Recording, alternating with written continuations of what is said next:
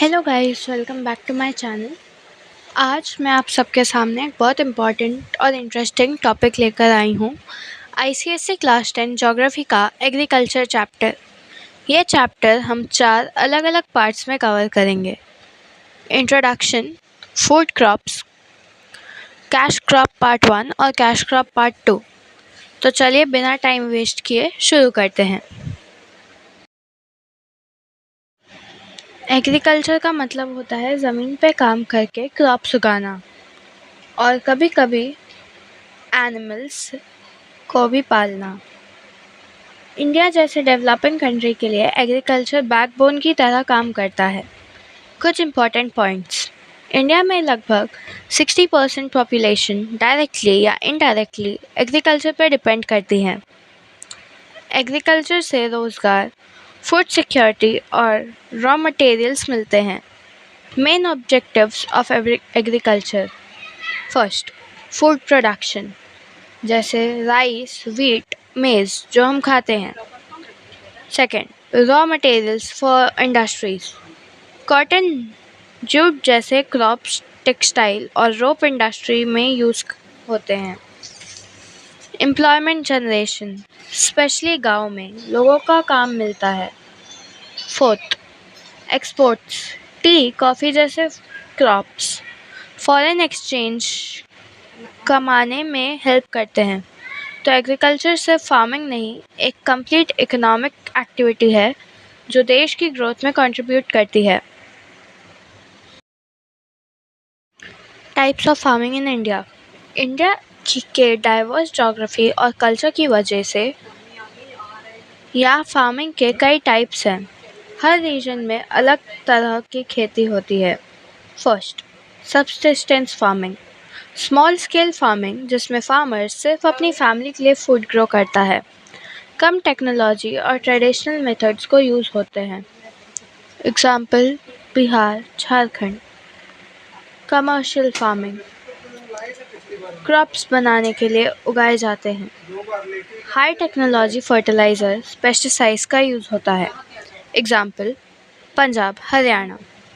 Intensive farming, कम ज़मीन पर ज़्यादा लेबर्स और इनपुट यूज़ करके हाई आउटपुट लाया जाता है। मेनली डेंसली पॉपुलेटेड एरियाज़ में होती है।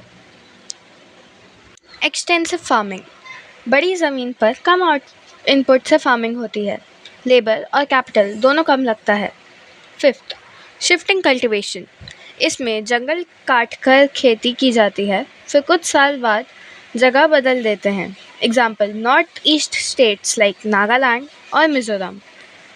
प्लांटेशन फार्मिंग, एक ही क्रॉप लार्ज स्केल पर ग्रो किया जाता है for commercial purpose. Example, T, coffee, रवा प्लांटेशन। फैक्टर्स अफेक्टिंग एग्रीकल्चर, खेती को सक्सेसफुल बनाने के लिए कई नेचुरल और ह्यूमन फैक्टर्स का रोल होता है। हर क्रॉप के लिए स्पेसिफिक कंडीशन चाहिए होती है। Climate, soil, water irrigation, topography, labour, capital सब बहुत इम्पॉर्टेंट है। कैपिटल भी ज़रूरी होता है, टूल्स, फर्टिलाइजर्स, मशीन के लिए। क्लाइमेट, टेम्परेचर और रेनफॉल का पैटर्न क्रॉप सेक्शन में इम्पॉर्टेंट रोल प्ले करता है। एग्जाम्पल, राइस को ज़्यादा पानी चाहिए जबकि वीट को ठंडी क्लाइमेट। सॉइल, हर क्रॉप के लिए स्पेसिफिक सॉइल टाइप होती है। कॉटन के लिए बैक सॉइल, राइस के लिए एलुवियल या clayey soil. Third, water, water availability farming का बैकबोन है, स्पेशली जहाँ बारिश कम होती है। टोपोग्राफी, प्लेन्स फार्मिंग के लिए बेस्ट होते हैं, हिल्स में स्टेप फार्मिंग या टेरेस फार्मिंग की जाती है। Labour and capital, labour intensive crops को ज़्यादा मैन पावर चाहिए होता है, कैपिटल भी ज़रूरी होता है, टूल्स, फर्टिलाइजर्स, मशीन के लिए। एग्रीकल्चर पार्ट 1 यहाँ पे ख़त्म होता है। ये वीडियो एग्रीकल्चर चैप्टर को हमने 4 वीडियो में डिवाइड किया है, तो पार्ट 1 यहाँ पे ख़त्म होता है। पार्ट 2 मैं कल डालूँगी, जो है एग्रीकल्चर 2 फूड क्रॉप्स। तो अगर आपको वीडियो अच्छी लगी हो तो आप कमेंट बॉक्स पे कमेंट कीजिए अपने दोस्तों के साथ शेयर कीजिए और लाइक और सब्सक्राइब कीजिए मेरे चैनल को। Thank you so much for watching. Bye.